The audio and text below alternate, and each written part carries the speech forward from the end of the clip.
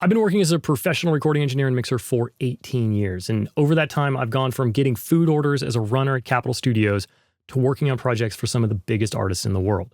As an engineer, I've had 4 Billboard #1s, multiple gold and platinum records, and over 1 billion streams. And I attribute almost none of that success to my skills as an engineer.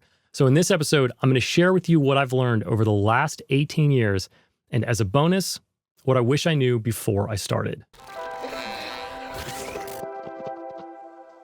So the goal today is to hit you with as much information as I can in a fairly rapid fire format. And I've divided things up into the following sections. What I've learned about the art of engineering and mixing, and this is not a tips and tricks section. This is like a big picture perspective on the mindsets that will help you have a long career in audio. What I've learned about networking and getting gigs or not getting gigs. What I've learned about the music business, and what I've learned about people, both myself and others. And finally, what I wish I knew before I started. So I'm going to be moving quick. If you want me to deep dive on anything, just drop a comment down below, and I'll try to put together a video or a newsletter on it. So let's get into it. The art of engineering and mixing. These are the mindsets that you need to have a career as an engineer. First, be the most prepared person in the room at all times. You must be prepared for anything and willing to try anything. The worst thing you could possibly do is be a barrier to someone's creativity. One of the reasons I excelled at engineering writing sessions is that I was set up so that anything the writer or producer wanted to try was doable with the press of a button. There would be a mic for vocals in pretty much every room, DI set up, MIDI keyboard ready to go. If there was a piano in the room, it was always mic'd. Ideas happen so fast that you have to be able to capture them quickly. Which leads me to the next point, which is the music is what matters more than anything. There will be times when you have to record an instrument or a vocal with a less than ideal microphone or without the chain that you want. It doesn't matter. If the performance is great, then the recording is great. End of story. And while supporting the artist's creativity and enabling them to try anything, you are also responsible for setting expectations and educating people on the limits of the technology. The best example of this is recording multiple people in the same room. If the artist wants to record piano and sing at the same time, it is your job to explain to them what will be possible and not possible later in the process. Assuming that everybody in the room is as experienced in the recording studio as you are is eventually going to lead to problems. This is another reason that session preparation is so important. Everybody needs to understand what the intentions of a session are so that it can all run smoothly. And when things don't run smoothly, you have got to be able to troubleshoot. It doesn't matter whether you are working in a classic studio like Abbey Road or a local project studio. Time is money, and I guarantee that downtime will be one of the top reasons someone does not want to come back to work with you. So to properly troubleshoot, you have to first remember not to lose your cool. Everything is solvable. You just have to work through things in steps. Don't try changing multiple things at the same time. That won't identify the issue and can sometimes even make things worse. So be methodical and you can pretty much solve anything. Next up, be a team player. And along with that, respect the work of everybody that has come before you. The goal of the project is to put out the best final product possible. And drastically changing something because you think you know better than somebody that came before you in the process is going to work against that. Ego should be left at the door when you're working on a team. And this goes for people early in the process as well. If you are frustrated that you are recording something but not mixing it, do not get rid of all your processing before you send it off. If you sat in the room with the artist and shaped the tone of something using plugins, then people expect that sound to be the same on the next round of the project. The role you play in a project may not always be the one that you want, but you still have to play as a team member. You've got to practice. Engineering is a skill that can be practiced just like an instrument. If you have downtime, mix something, download some multi-tracks, or redo something you did years ago. Train your ear. Do stuff like try to identify the frequencies you want to take out before you go sweeping around and looking at the analyzer. Or compare different plugins, right? We all have like 14 1176 plugins. Put them on the same source material, level match them, and listen. What do you like about each one? What do you not like? You can never stop getting better. This industry is far too competitive to get complacent. And lastly, the mix tip to rule over all mix tips. The sooner you identify the most important element of a song, the quicker you can carry the listener through the journey that the artist intended. Now, on to what I've learned about networking and getting gigs. First up, there's good networking, and then there's bad networking. I used to go to these post-college networking events for where I went to school. And even as an unemployed 22-year-old, I could see how much of an absolute wank these things were. It would break down like this: 90% people looking for a job and 10% people with a job. And those poor employed souls would get bombarded with business cards. The desperation was crazy. And that's bad networking. Good networking is being yourself, meeting people authentically in real life. The relationships that you make at these events are likely just going to be transactional and fleeting, right? Everybody is just looking to get something. Real collaboration comes about naturally from real relationships. The best relationships you make are with people that you're working with. My network is made up of people that I've come up with or spent a lot of time with, either as friends or coworkers. So what if you don't work in a studio or live in a music hub? Don't let that be an excuse for not having a network. Reach out to people via email or social media. Try to foster connections with people that you think you'll resonate with. Don't reach out to bands begging to work together. A good network is not necessarily made up entirely of clients. It's important to have just music friends, whether you work together or not. And that has been the biggest benefit of this podcast for me. I've met so many awesome people, many of which I now get to call friends. Having a network of like-minded and supportive people around you is super important to your journey. Since I mentioned social media, it is a necessary evil. And I know so many engineers and producers absolutely hate posting on socials, but I think they are missing an opportunity. And it's not the opportunity that you might think. When I started in this industry, there were a lot more people going in and out of studios. You were interacting with people every day, and it was easy to get to know someone. Now, everybody's in their home studio like this, and we're all by ourselves. Social media has become an opportunity for people to get to know who you actually are and to determine whether you might be the type of person they would click with, which is why when you post on socials, you've got to be authentic. You cannot make a fake version of your life just to make you feel better, because that eventually that will backfire. When it comes to getting gigs, the best gigs you get will be from word of mouth. It is also the hardest way to get gigs because it is dependent on doing a lot of work. You have to spend years doing great work for people before you will be anywhere close to a calendar full of word of mouth referrals. To speed that process up, the most underestimated and misused tool is the follow-up. Most people think of following up as an email that says, "Loved working together, let's do it again." But getting more work from someone is not necessarily the purpose of following up. If you made a record with someone, you're probably somewhat friendly with them. And like I mentioned earlier, a network of like-minded and supportive people is key to your success. So fostering those music friendships will go a lot further than asking for more work. Remember, somebody may never hire you again, but they could be talking to someone else when they get your text and say, "Oh, you should work with this guy. Y'all would really click."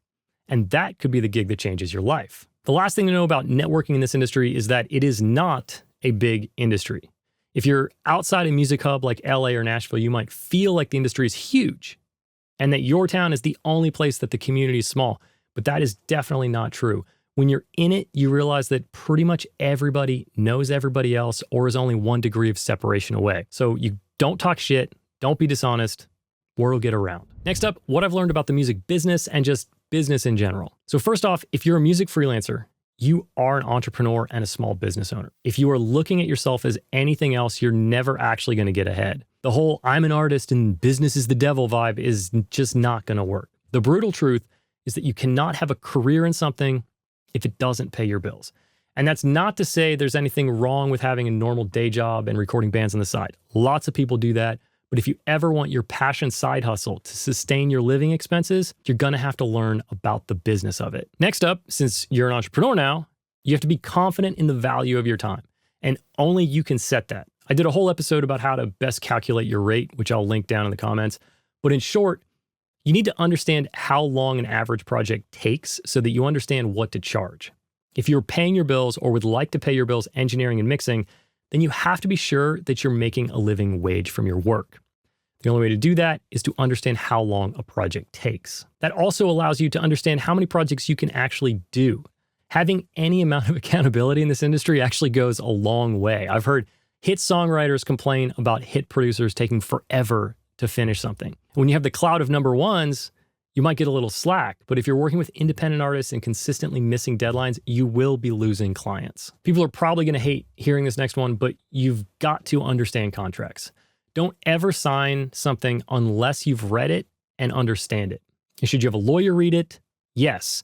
But remember that a lawyer sees this stuff every day, and there's probably something in there that they expect to see and might assume that you also expect to see that you don't. So what I always tell artists I work with is the most important part of any deal you sign is the shitty part. It's great to look at your pub or record deal and see your advance, but what are you trading for that money? You have to understand all of the bad parts of everything that you sign. Along the lines of contracts, do not leave conversations about money, publishing splits, or royalties until after a project is done. You should not work on something without determining the rates first. If the artist doesn't want to talk about it, then you have to get with their team and have the conversation. Telling someone how much they owe you after you do the work is going to be a disaster, I promise. And likewise, going back to work out splits or points after the fact is also not going to work out in your favor.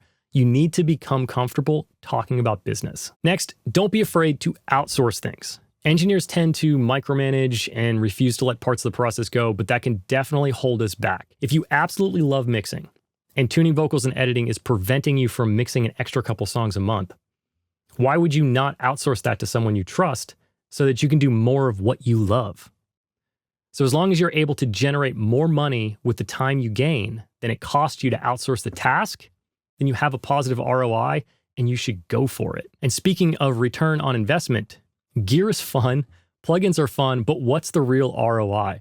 Does buying a piece of gear actually make you more money? If it's a rack of mic pre's that allows you to do remote recording, then yes, it does. If it's a vintage 1176 that you'll use on a mix insert on one track, as much as I would love to encourage everyone to buy a vintage 1176, it's not actually going to make you any more money. So before you spend money on gear, just think about whether it's going to actually be a good investment. And lastly, there's almost no one in this business that I know that does not have good months and bad months. Just the nature of the way payments are processed by labels, you can work a whole month and not get paid for 2 more. And this is why you have got to be aware of your cash flow in and out and plan accordingly. Try as best you can to save and invest. Remember that as freelancers, we are the ones that are responsible for our retirement. So the earlier in your career you get that mindset in place, the better off you'll be. So engineering is about people as much as it is the technical details, if not more. So this last section might be a bit touchy-feely for some of you, but I think this is actually the most valuable stuff so far. So stick with me. In order to show up as your best self for the other people involved in a project, you have to understand yourself. And that takes reflection. It also takes time. And it might take getting a little bit older as well. Stuff I've learned about myself over the years is, one, I'm a perfectionist, and it's definitely held me back plenty of times. Putting something out into the world that I didn't think was perfect was super difficult. But ultimately, perfectionism is related to confidence and fear. Either you're too afraid of failure to move forward, or you aren't confident in your own work. And what helped me was starting this podcast 4 years ago and releasing something every week. So if you're a perfectionist, I suggest finding a creative hobby, make some stuff, put it out in the world. The confidence that you gain will branch into everything else that you do. I also found that I love learning new stuff, and I also believe that people are just happier when they're exploring their interests and learning. I had a period in my life that I was often uninspired and pretty burnt out, and it was probably 4 or 5 years into my career. I'd been fortunate in the fact that I was doing a lot of engineering for pretty big projects by the time I was 25. The first song I had a mix credit on was a #1 album. And I think that early success made me feel like I knew what I needed to know already, and that if I just did the work, I'd become a huge mixer, which wasn't true, obviously. But that period of uninspiration definitely quickly came to an end when I started exploring new stuff. Started getting into production, I started making music again, and I started this podcast. So I now know that I thrive on learning new things and applying non-music concepts to my music career. Next up is setting boundaries. There's a belief in the music industry that we all have to be available at all times. And while that can definitely help you early in your career, it will also eventually lead to burnout. For more than a decade, I kind of just viewed myself as a service provider and not as a collaborator. Because of that, I felt the need to serve at all times. And putting up boundaries with clients was just not going to be an option. But once you start thinking about the value that you bring as a collaborator and the downtime that you need to be the best for those people, then you'll become okay with setting boundaries. And you know what? Your clients will respect them. I know that you think I'm lying and that they won't, but they will. When my daughter was born, I took 4 weeks off, and every single job that came my way during that time waited all 4 of those weeks. I didn't lose a single gig. So try boundaries. Next, you've got to prioritize health.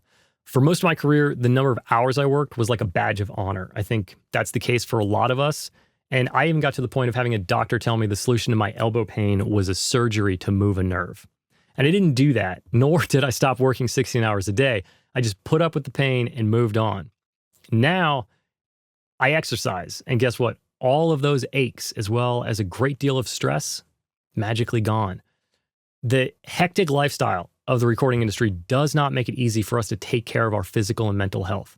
So if you want to perform at a high level for a long time, you have got to take that stuff seriously and make time for it. And lastly, I struggled with believing that I was successful. Some classic imposter syndrome. I was trying to fit into some predetermined mold of what success as an engineer meant instead of setting my own definition. And once I realized that I was going to make my own path and that my journey would never match any of my heroes or any of my peers, that's when I felt good about what I was doing, and I became truly confident in my work and ultimately more successful. So as promised, a quick bonus section of things I wish I knew before I started working in studios. One, you've got to be an advocate for yourself. When I started at Capitol Studios, I thought if I worked hard, then I would just magically be taken up through the engineering career hierarchy. But hard work is simply not enough. Nobody else is going to put you in a position to succeed except for you. Two, positioning matters. And what I mean by that is you have to be aware of what your goals are and reflect to be sure that you're in a position to be able to hit those goals. If you want to be a film composer, don't go on the road doing live sound. If you want to record pop songs, don't work at a scoring stage.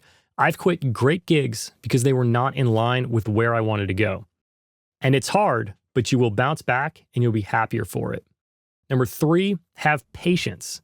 It's going to take a lot longer than you think it will. There is no overnight success. It just looks like there is because we don't see all the hard work it takes to get there. And 4, you cannot quit. I've said this on the podcast so many times. The music industry is about being the last person standing. Eventually, you will be busy because you'll be good and you won't have quit. And if you've been at this for a while and you're feeling totally burnt out right now, check out this video about how my burnout actually saved my career.